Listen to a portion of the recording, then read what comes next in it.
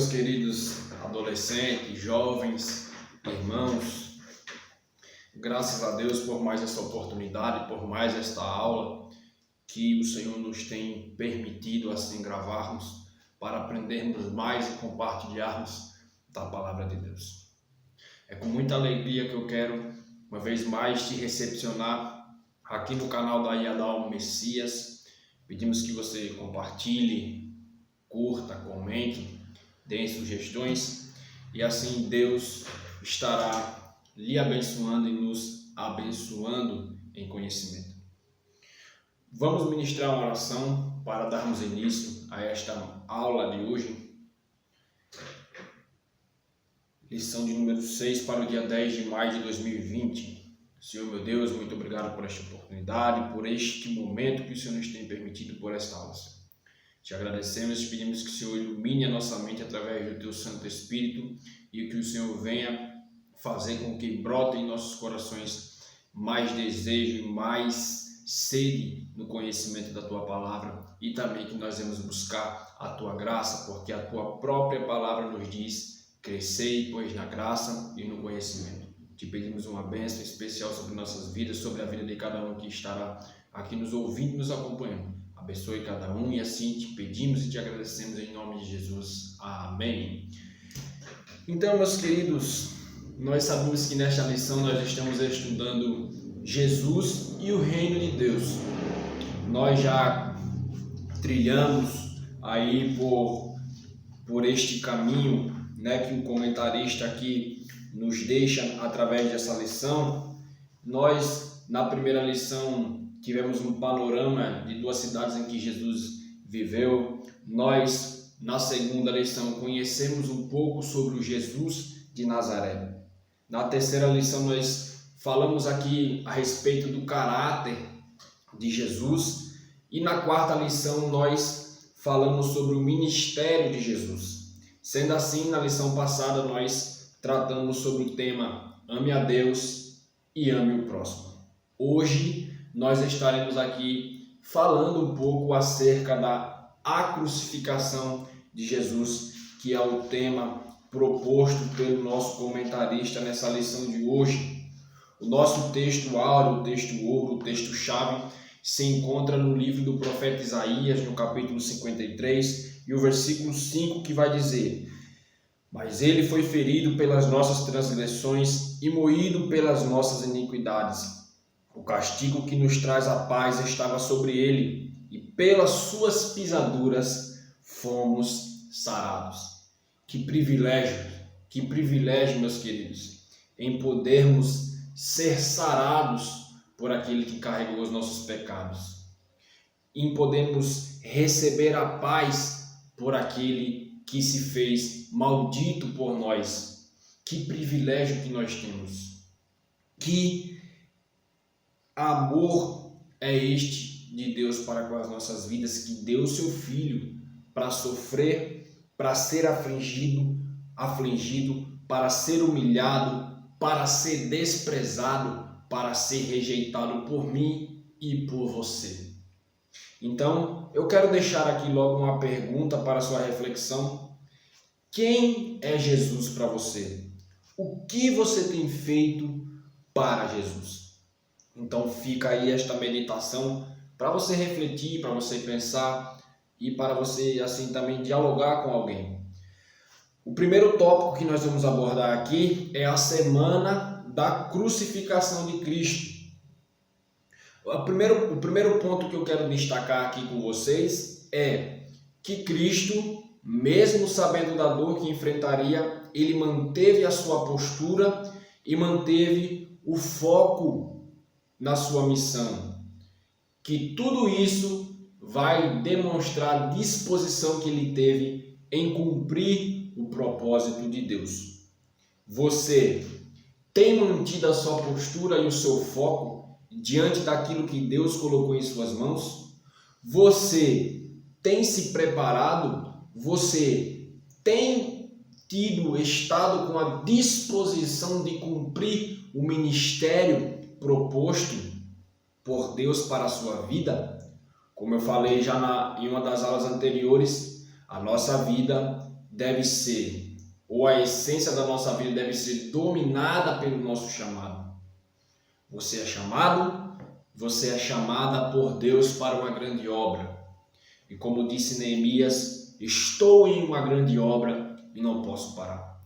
Você não pode parar agora no meio do caminho, porque quem não tenta chegar ao fim não sabe o que o espera lá.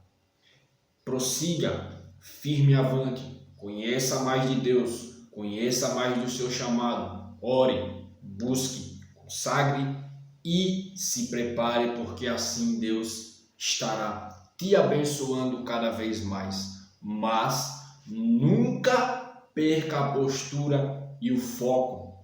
E nunca se esqueça que a centralidade de tudo deve ser Cristo. Na sua vida, na sua família, no seu ministério. Porque assim Deus o estará abençoando. Então, o primeiro ponto é que Jesus ele manteve postura e foco. Segundo, nós vamos observar aqui a semana da paixão de Cristo, ou alguns eventos que ocorreram durante essa semana, essa última semana de Cristo na terra, como homem. Na sexta, vamos aqui por dia da semana, na sexta-feira, Jesus teve os seus pés ungidos, conforme nós vamos ver lá em João capítulo 12, dos versículos 1 ao 7. Então, Maria ali o unge com o unguento, né?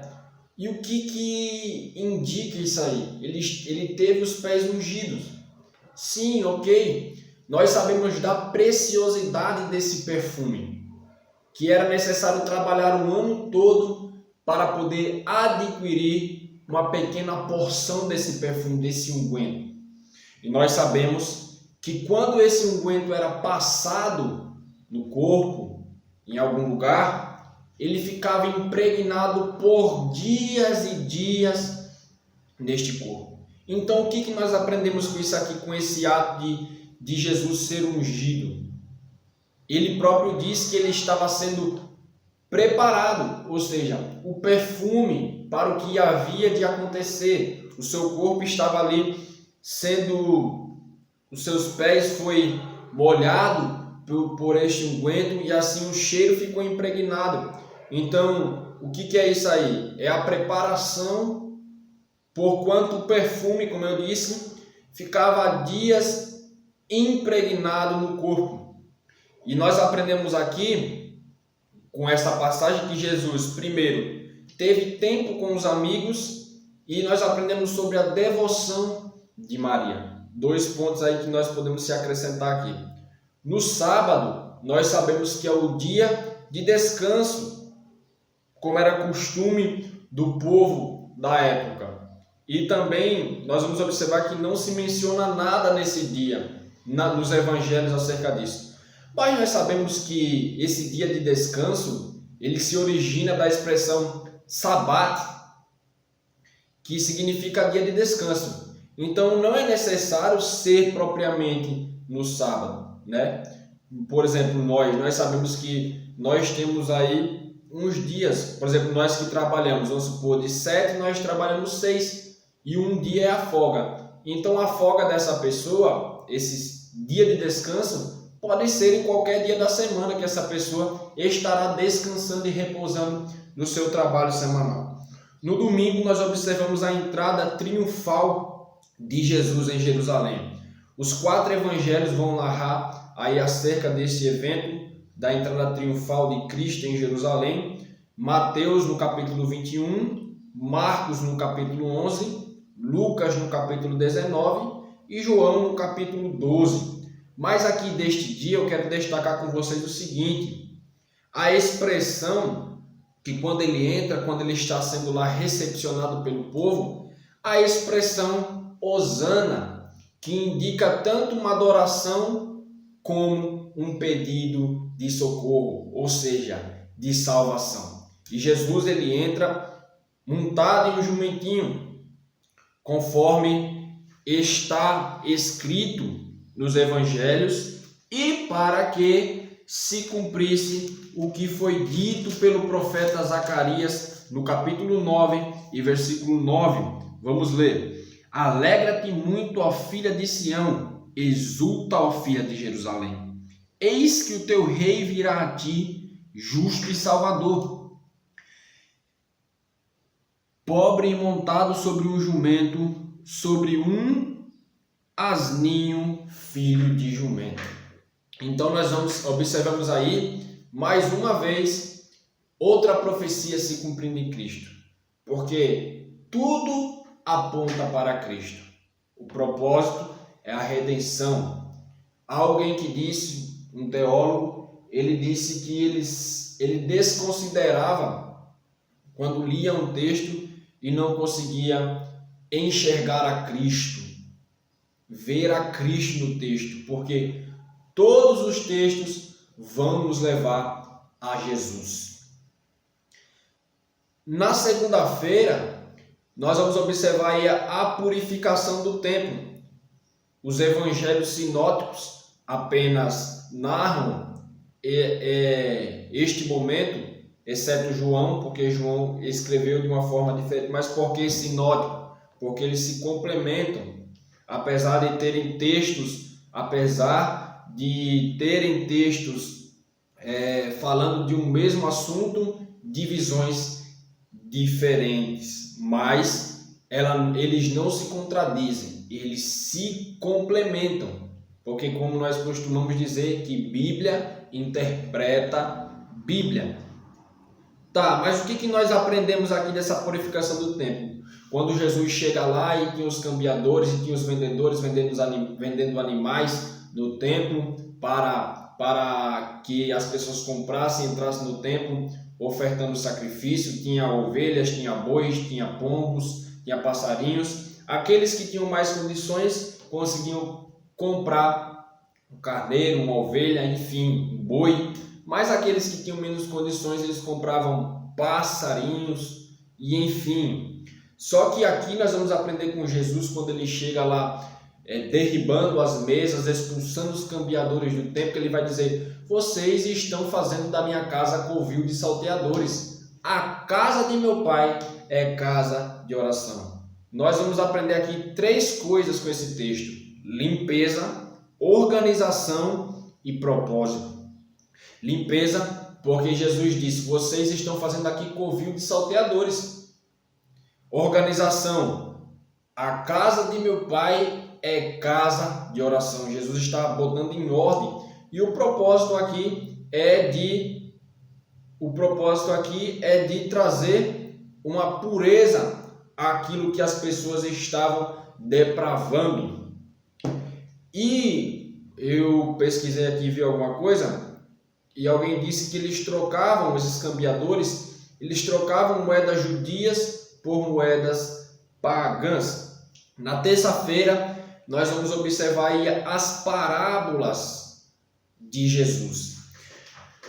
Os evangelhos aí sinóticos vão nos destacar isso aí, ó. Mateus a partir do capítulo 21, Marcos a partir do capítulo 11, Lucas a partir do capítulo 20, e enfim.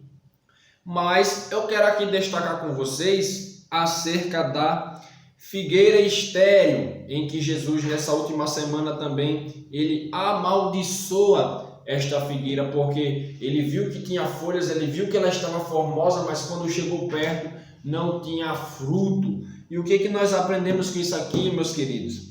Nós vemos que do que adianta ter aparência de árvore formosa e não produzir nada, né? Então, aqui nós destacamos para a nossa vida que não adianta termos aparência, não adianta dizer apenas que fazemos, demonstrar apenas que fazemos. É preciso ter essência, é preciso produzir frutos sãos para o reino de Deus. Porque a árvore que não produz fruto, como João vai dizer lá, João Batista, que o machado está posto à sua eira, está pronto para ser derribada, ela é cortada e jogada no fogo. Como têm sido os seus frutos para o reino de Deus? Têm sido frutos sãos ou têm sido frutos podres? Ou tem apenas a aparência de que tem, mas não tem nada? Então reflita nisso. Não adianta a formosura se não produz nada. Deus quer a sua vida por inteiro. Ele quer ser centralidade da tua vida e do teu chamado, meus queridos jovens, meus queridos adolescentes, meus queridos irmãos.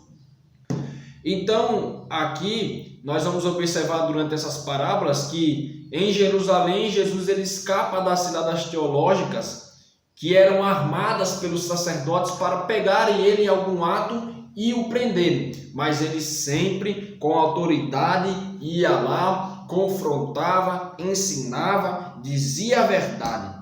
Então, no Monte das Oliveiras, contemplando Jerusalém, Jesus adverte, Jesus ensina os seus ouvintes por meio das parábolas contra os fariseus. Tá, mas o que é parábolas? Parábolas é eu pegar algo do cotidiano da pessoa, algo simples, para trazer uma lição de vida profunda, e era isso que Cristo fazia. E Jesus também ele predisse a destruição do grande templo de Herodes e falou a seus discípulos acerca dos acontecimentos futuros, inclusive da sua segunda vinda. Na quarta, nós não temos nada mencionado, e na quinta-feira nós temos aí a última Santa Ceia de Jesus, Mateus 26, Marcos 14, Lucas 22 e João 13. Nesses últimos dias nós também observamos o Getsemane, que era um lugar onde Jesus ia orar, onde ele orou, onde ele advertiu os seus discípulos a orarem e vigiarem. Então, no Getsemane foi onde Jesus estava no jardim lá, quando ele foi pego, que os soldados chegaram e disse: quem é Jesus? Ele diz: eu sou. Então, no Getsemane, Jesus foi traído com um beijo de Judas, mas curou quem ele não feriu. Mesmo sendo traído, ele chamou o traidor de amigo. Isto demonstra a sinceridade e a pureza de Cristo. Ele mesmo sendo traído com um beijo, ele curou alguém que ele não feriu. E ele demonstrou assim o amor, Então, o que nós extraímos desse tópico? Que assim como Cristo sabia da sua missão, nós devemos saber da nossa missão. O segundo tópico são as últimas palavras de alguém pendurado em uma cruz. Então, depois da Santa Ceia, depois disso aí, na sexta-feira nós vamos observar a crucificação de Cristo. Mateus 27, Marcos 15, Lucas 22 e João 18. Então, depois da traição, da prisão, da deserção, dos falsos testemunhos, da condenação, dos açoites, das zombarias, eles exigiram que Cristo carregasse uma cruz até o lugar chamado Caveira, onde o crucificaram com outros presos. Então esse monte aí chamado Caveira, o Gólgota, o Calvário, estava situado lá perto de Jerusalém, Então o que dizem é que ele se parece com uma caveira, este monte, se parece com um crânio humano, Ele está do lado da porta de fora de Damasco, ao lado da cidade, onde se situa a uma curta distância do jardim do túmulo, que muitos consideram ser o sepulcro de Jesus.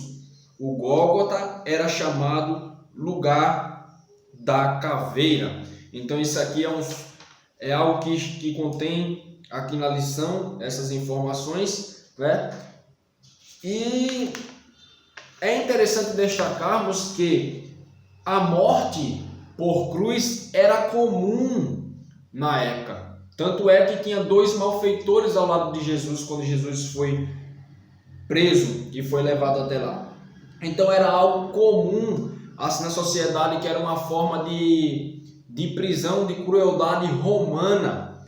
Mas se era comum, por que Cristo teve maior enfoque ao ser crucificado? Porque ali, não estava sendo pendurado no madeiro apenas um homem, estava sendo pendurado o Filho de Deus que veio para dar a vida por nós e nos perdoar e comprar as nossas dores, as nossas aflições e o nosso pecado. Então é importante também destacarmos que Cristo não estava na cruz como nós vemos aí em muitos quadros, formoso e tal e assim.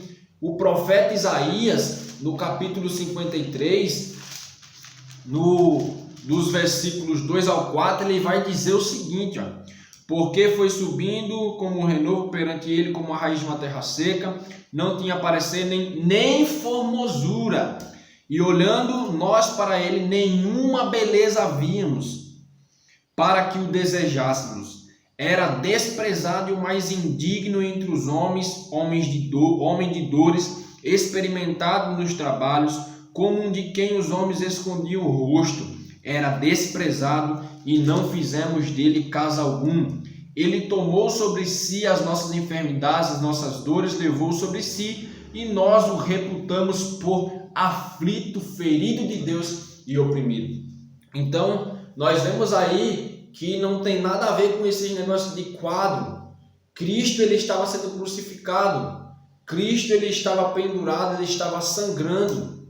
Nós sabemos aqui hoje em dia, quando nós, por exemplo, temos um machucado, vem aqueles mosquitinhos e tal, e faz assim. Então você imagine Cristo lá pendurado, sem poder se abanar, sangrando, com a coroa de espinho na cabeça, com prego nas mãos, prego nos pés. Ele foi traspassado por uma lança, deram vinagre para ele tomar.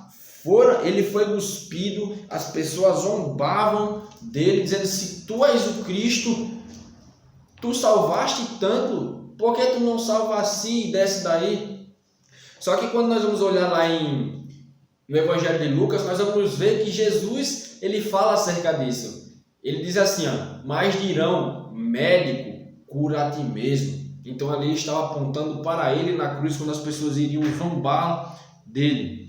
Então é importante destacar também que toda a vida de Cristo deságua na cruz. Como assim? Porque tem algumas pessoas que dizem que ato tal de Jesus foi mais importante, que ato tal foi mais importante.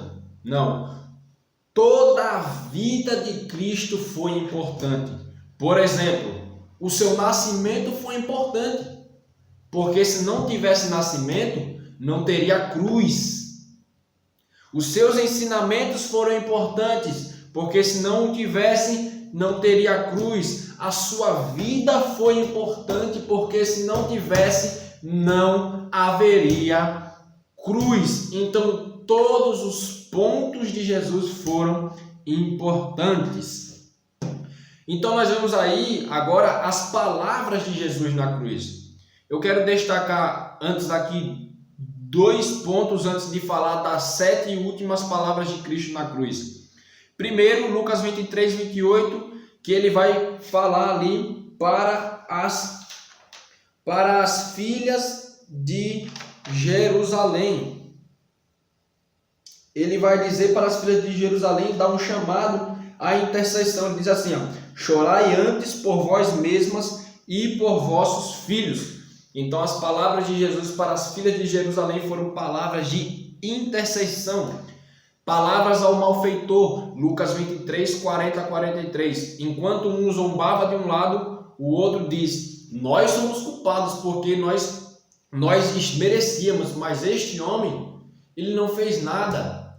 E Jesus, ele diz: lembra-te de mim quando entrares no teu reino. Jesus disse: na verdade te digo que hoje mesmo estarás comigo no paraíso. Então eu quero destacar esses 2 pontos. Agora vamos entrar aqui nas 7 últimas palavras de Cristo. A primeira palavra de Cristo são palavras de perdão. Lucas 23 e 34. Vamos ler para entendermos melhor por que a primeira palavra de Jesus na cruz aqui, a primeira das 7 últimas palavras, melhor dizendo, foram palavras de perdão. Versículo 34 do capítulo 23. E dizia Jesus: Pai, perdoa-lhes, porque não sabem o que fazem. E repartindo as suas vestes, lançaram sortes, palavras de perdão àqueles a quem o afligiam. Você tem liberado palavras de perdão para aqueles que têm te magoado, para aqueles que têm te desprezado, para aqueles que têm te oprimido? Segunda palavra, palavra de salvação. No mesmo capítulo, versículo 43. Em verdade te digo que hoje estarás comigo no paraíso. Isto ele fala ao malfeitor. Palavra de salvação, de ânimo para aquela pessoa. Palavra do amor, que nós vamos observar em João 19, 26 e 27, que diz: Ora, Jesus, vendo ali sua mãe e que o discípulo a quem ele amava estava presente, disse a sua mãe: Mulher, eis aí o teu filho. Depois disse ao discípulo: Eis aí a tua mãe. E desde aquela hora o discípulo a recebeu em sua casa. Palavra de amor, por quê? Porque contém palavras de adoção. Jesus disse para sua mãe: Olha, esse aí agora é seu filho. E ele disse para João, o discípulo que Jesus amava: essa aí agora é sua mãe. Palavras de adoção, de amor para eles. Palavra do sofrimento espiritual. Marcos, capítulo de número 15. Vamos lá.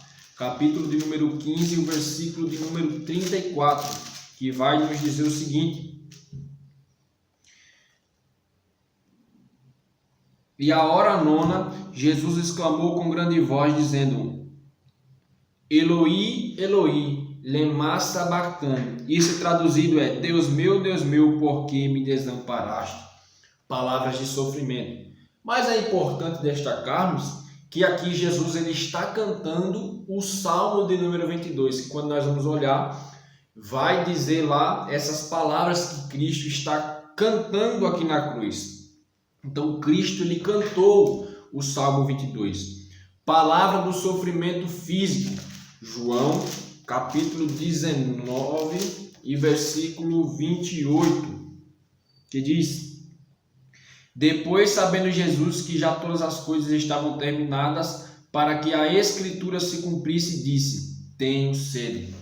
Então, ele aí o sofrimento físico, Jesus teve sede. No deserto lá, em Lucas 4, quando nós vamos olhar, ele teve fome. Jesus ele teve esses enfados, físicos durante a sua vida.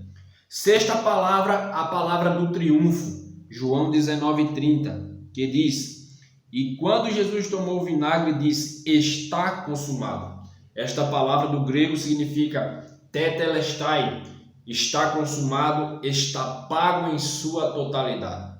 Então Cristo pagou um preço para que nós tivéssemos valor. Ele pagou o preço dos nossos pecados, das nossas dores, das nossas aflições lá naquela cruz. Ele consumou a obra redentora para com as nossas vidas. Será que você pode dar um glória a Deus aí onde você está por este ato vicário de Cristo, para a redenção de Cristo em nossas vidas? Se alegre, meu querido jovem, meu querido adolescente, meus irmãos, porque Cristo morreu para nos salvar, para nos redimir, comprar. E a última palavra, a palavra da entrega, que nós vamos observar em Lucas capítulo 23, versículo 46, que vai dizer o seguinte: E clamando Jesus com grande voz, disse: Pai, nas tuas mãos entrego o meu espírito. E havendo dito isso, expirou. No último momento, Cristo se comunica com o Pai: Pai, entrego em tuas mãos o meu espírito, e expirou.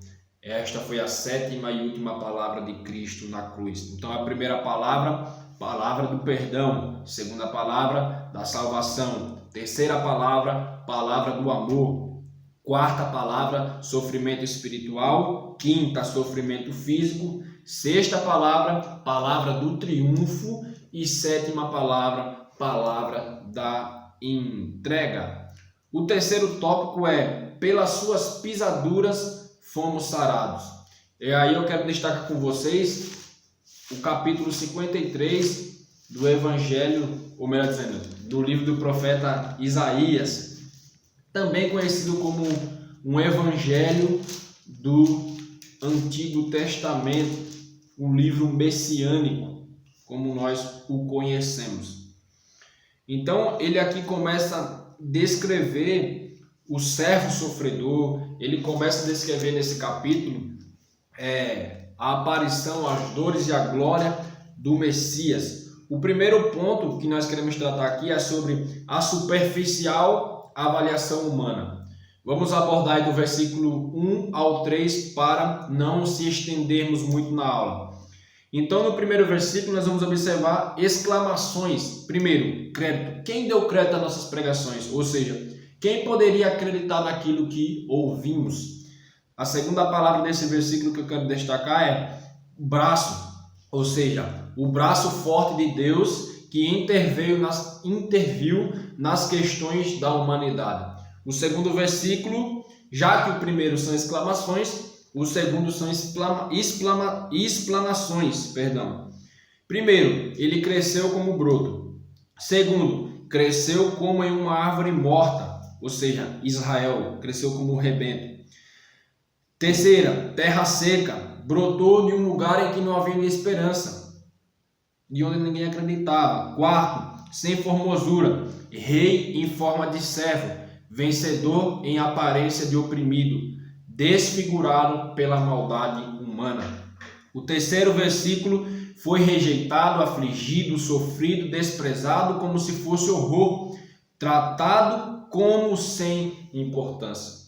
Então aqui eu só estou destacando apenas algumas anotações. É interessante que você leia aí o capítulo 53 do livro do profeta Isaías para você entender melhor isso aqui que está sendo tratado na aula. Até porque isso aqui é um breve resumo, uma breve explanação, né, da lição. Segundo ponto, o sofrimento vicário, dos versículos 4 ao 6. Primeiro, ele levantou e levou as nossas doenças e os nossos pecados. Este é o sentido literal aqui de tomou sobre si. Então, levantou e levou os nossos pecados. Segundo, nós somos sarados pelos seus açoites. No versículo 5, nós vamos observar a expiação vicária de Cristo e o sacrifício redentor e restaurador.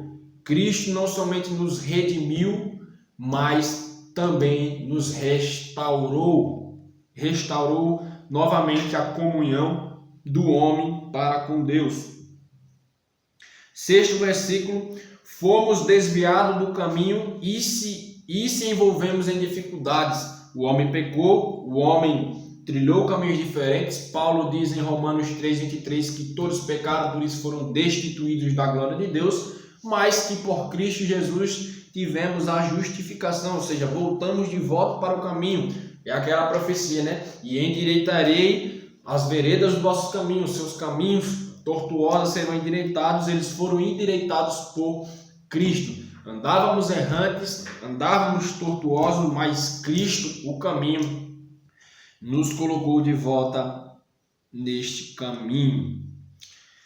Terceiro ponto, a resistência paciente na humilhação. Claro, a resistência de Cristo. No versículo 7, ele foi afligido e humilhado, e a cruz foi o altar do sacrifício. No versículo 8, tem uma expressão que eu anotei de um teólogo, que ele disse assim, por meio de violência no julgamento, ele foi eliminado. É isso que nós podemos tirar aqui do versículo 8, né? Segundo esse teólogo escreveu. No versículo 9, foi para o meio de homens culpados. E realmente, literalmente, ele estava entre dois malfeitores, uma à direita, outra à esquerda, e Cristo no meio. Então ele foi para o meio de homens culpados.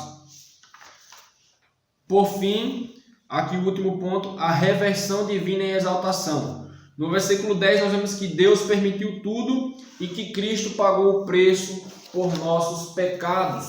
No versículo 11 nós temos o propósito de Cristo, que é a redenção da humanidade, e também que nós devemos reconhecer a Jesus como nosso Redentor e dizer como Jó, eu sei que o meu Redentor vive. no versículo 12, o último versículo desse capítulo, ele realizou o sacrifício mais elevado para o homem, atraindo dessa forma toda a humanidade para si em gratidão e adoração. Então, essas foram algumas notações desse capítulo 53. Pedimos que você leia, estude e veja mais coisas aí, comentários, e agregue ao seu conhecimento e entenda mais sobre este capítulo, né, que nós citamos aqui, 53 de Isaías. Para finalizarmos esse terceiro tópico, vamos falar agora aqui de o Cordeiro na cruz. Primeiro, o Cordeiro no Antigo Testamento, ele servia para expiar o pecado do povo, ou seja, uma oferta, um sacrifício para expiar. E expiar significa encobrir, certo? Tanto é que nós vemos lá em uma passagem lá que em outra passagem o sangue do cordeiro que tivesse nos umbrais da porta, o anjo da mortandade iria passar direto. Isso aí também aponta para Cristo. Então, o cordeiro no Antigo Testamento servia para expiar, ou seja, encobrir o pecado do povo. Segundo o que nós vamos observar, resumindo. Já no Novo Testamento, o cordeiro chamado Cristo, como João vai dizer, eis aí o Cordeiro de Deus, ele vai dizer que Jesus não encobre o pecado do mundo. Ele diz, eis o Cordeiro de Deus que tira o pecado do mundo. Então, no Antigo Testamento, servia o cordeiro lá como oferta para expiar, encobrir o pecado do povo. No Novo Testamento, o cordeiro chamado Jesus tira o pecado do povo. Vamos exemplificar isso aqui com o seguinte: a sujeira e o tapete. No Antigo Testamento, é tipo como se fosse eu varresse a casa todinha, pegasse toda a poeira, toda a sujeira e jogasse debaixo do tapete. Eu estou encobrindo a sujeira. Já no Novo Testamento, exemplificando agora, é eu limpar a casa, pegar a sujeira, apanhar a sujeira em uma pá e jogar fora. Então esta é a distinção. Primeira, encobrir, e segundo, tirar. Então no Antigo Testamento o cordeiro servia para encobrir, e no Novo o cordeiro chamado Cristo serviu para tirar o pecado do mundo. E porque ele foi ferido para sermos sarados, né? E é interessante também que o cordeiro, como diz em Apocalipse 5:12, ele foi imolado desde antes da fundação do mundo, né? Então, o que nós aprendemos com esse ato do cordeiro chamado Jesus? Que o sofrimento revela o amor. Paulo, escrevendo aos Coríntios, no capítulo 13:7, na sua primeira carta, ele diz que o amor tudo sofre. E Cristo sofreu tudo isso por amor de mim e a você. E por fim, para finalizarmos o quarto e último tópico, sim, eu amo a mensagem da cruz. O hino da nossa harpa cristã de número 291, sim, eu amo a mensagem da cruz. Então essa é uma expressão forte, mas eu quero perguntar aqui para você três coisas. O que é a mensagem da cruz para você? Segundo, quem é Jesus para você? E terceiro, você tem procurado conhecer a Jesus? Então, eu quero que você medite nessas três perguntas que foram ditas. O que é a mensagem da cruz para você? Quem é Jesus para você? E você tem procurado conhecer a Jesus? Então, a centralidade da mensagem da cruz é Cristo. E o que é a mensagem da cruz? São as boas novas. Boas novas de quê? De salvação. E esta salvação, para os que não creem, é loucura, mas para nós que cremos, é fé e esperança, conforme nós vamos observar aí nas cartas do apóstolo Paulo. E nós precisamos falar como João Batista disse: eu sou a voz do que clama no deserto. Ou seja, nós precisamos ser a voz que clama, a voz do que clama a mensagem da cruz. Voz do que clama. Então não é voz que clama, é a voz de alguém que clama. Cristo na cruz gritou a mensagem da cruz: está consumado. E nós, como porta-voz de Cristo, devemos pregar essa mensagem de boa nova. Então o comentarista vai dizer assim para nós: que a mensagem da cruz requer de nós um verdadeiro compromisso de amor e severo. Para finalizarmos, eu anotei aqui algo que ele conclui dizendo assim, ó: mesmo tendo pela frente tamanha dor, ele optou por continuar amando, ensinando, curando e anunciando as boas novas. Isto por mim e por você. Espero que você tenha aprendido um pouco mais acerca da crucificação de Cristo, acerca da semana em que Cristo foi crucificado, das últimas palavras de Cristo, alguns sentidos do capítulo 53 de Isaías e também essa última reflexão: sim, eu amo a mensagem da cruz. Você tem amado a mensagem da cruz e pregado esta mensagem da cruz? Senão, Deus está te chamando para cumprir esse chamado. Ide por todo mundo e anunciai o evangelho das boas novas, ou melhor, as boas novas, né? E evangelho é boas novas. Então, meus amados irmãos, esperamos que possamos ter contribuído para o seu crescimento, para o seu conhecimento. Que Deus em Cristo Jesus nos abençoe. Não esqueça aí de curtir, compartilhar e comentar e divulgar para as pessoas também poderem aprender mais aqui no canal da EADAL Messias através de aulas da EBD. Também temos aí dos adultos, lições dos adultos e dos juvenis, e tem uma aí dos jovens também para que você possa assistir. É importante que você assista a todas para poder compreender e entender, né? Cada aula que se passa é complementando a outra. Então, que Deus em Cristo Jesus nos abençoe. Vamos ministrar aqui uma oração para encerrarmos, né? E agradecemos a Deus. Senhor, muito obrigado por esta oportunidade, por esta aula que o Senhor nos tem permitido aqui proferir, Senhor. Que pedimos que o Senhor abençoe cada um que esteve aí ouvindo do outro lado da telinha, que o Senhor abençoe, que o Senhor guarde, que o Senhor proteja, que o Senhor inculque na mente deles o conhecimento da Tua Palavra e dê desejo ardente e sede por Tua Palavra e querer conhecer mais de Ti. Te pedimos que o Senhor ilumine nossa mente, que o Senhor nos revele o que está revelado na Tua Palavra e que nos inspire através da Tua Palavra a sermos pessoas melhores e ajudarmos ao outro e apregoar a mensagem da cruz. Muito obrigado, nós te agradecemos e te louvamos em nome de Jesus. Amém. Muito obrigado pela sua participação, agradecemos e até a próxima, se assim Deus nos permitir.